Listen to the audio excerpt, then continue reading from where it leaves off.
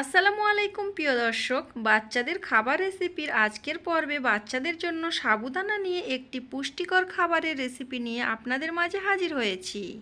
শিশু জন্মের পর থেকে 5 বছর পর্যন্ত এই সময়টা খুবই গুরুত্বপূর্ণ।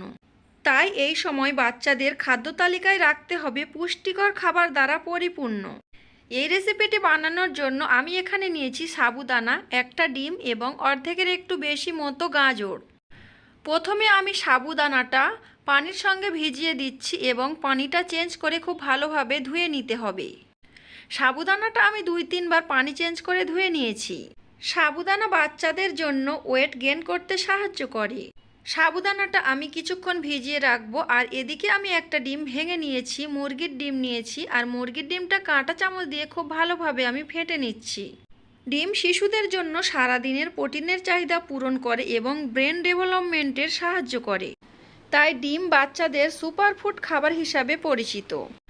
অর্ধেকের একটু বেশি গাজর নিয়েছি। গাজরটা আমি খোসা ছাড়িয়ে খুব ভালোভাবে ধুয়ে নিয়েছি। এখন আমি গ্রেটার দিয়ে খুব সুন্দর করে গ্রেট করে নিচ্ছি। আপনাদের হাতের কাছে যদি গ্রেটার না থাকে তাহলে ছুরি বা বটির সাহায্যে খুব ভালোভাবে ছোট ছোট করে কেটে নিতে পারেন। সাবুদানাটা আমি 1 ঘন্টা মতো ভিজিয়ে রেখেছিলাম। সাবুদানাটা ফুলে ডাবল হয়ে গিয়েছে। এই পর্যায়ে ইন্ডাকশন ওভেনে ফ্রাই প্যান বসিয়ে দিয়েছি। ফ্রাই প্যানের মধ্যে ভিজিয়ে রাখা সাবুদানাটা আমি দিয়ে এর মধ্যে আমি পানি দিয়ে দিয়েছি। অবশ্যই পানিটা বিশুদ্ধ পানি হতে হবে। আপনার বাচ্চার বয়স যদি 1 বছরের উপরে হয় তাহলে এখানে আপনারা গরুর দুধ অ্যাড করতে পারেন। সাবুদানাটা আমি কিছুক্ষণ রান্না করে নিচ্ছি। সাবুদানাটা আমি 50% রান্না করে নিয়ে এই পর্যায়ে আমি গ্রেট করা গাজর দিয়ে দেব এর মধ্যে।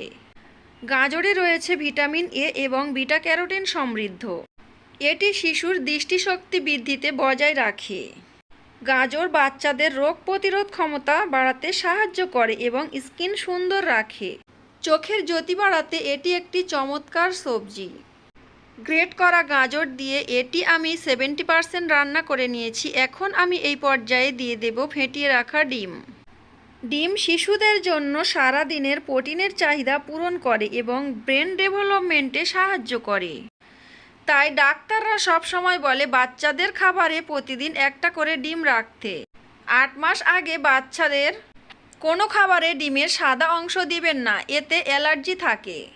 8 মাস আগে বাচ্চাদের খাবারে ডিমের হলুদ অংশ দিতে পারেন। ডিমটা আমি এর মধ্যে দিয়ে একইভাবে নেড়ে রান্না করে নিয়েছি। বাচ্চাদের খাবারে আপনি যতটা লিকুইড রাখবেন সেই অনুযায়ী রান্না করে নিতে হবে। আমার বাচ্চা যেমন লিকুইড খাবে আমি ঠিক সেইভাবে রান্না করে নিয়েছি। এই পর্যায়ে আমার রেসিপিটা কমপ্লিট হয়ে গিয়েছে। আমার বাবুর খাবার জন্য একদম রেডি হয়ে গিয়েছে। আমি একটা সার্ভিং ডিশে পরিবেশন করে নেব। এই খাবারটি বাচ্চাদের জন্য সকালে ব্রেকফাস্ট অথবা দুপুরের লাঞ্চে এবং রাতের ডিনারে প্রধান খাবার হিসাবে দিতে পারেন। বাচ্চাদের খাদ্য তালিকার মধ্যে এই খাবারটি পুষ্টিকর খাবার দ্বারা পরিপূর্ণ। এই খাবারটি খাওয়ালে আপনার শিশু হবে মেধাবী এবং লম্বা ও স্বাস্থ্যসম্মত। এটা যেহেতু সাবুদানার পুষ্টিকর রেসিপি, সাবুদানাতে থাকে vitamin A, vitamin C, vitamin K. এই খাবারটি খাওয়ালে আপনার বাচ্চার বিভিন্ন ধরনের প্রোটিনের চাহিদা পূরণ হবে। এই খাবারটি একদম রেডি হয়ে গিয়েছে। আমি আমার শিশুকে খাইয়ে দেব। আজকের আমার এই রেসিপিটা যদি আপনাদের ভালো লাগে তাহলে ভিডিওটিতে একটি লাইক দিয়ে চ্যানেলটি সাবস্ক্রাইব করবেন।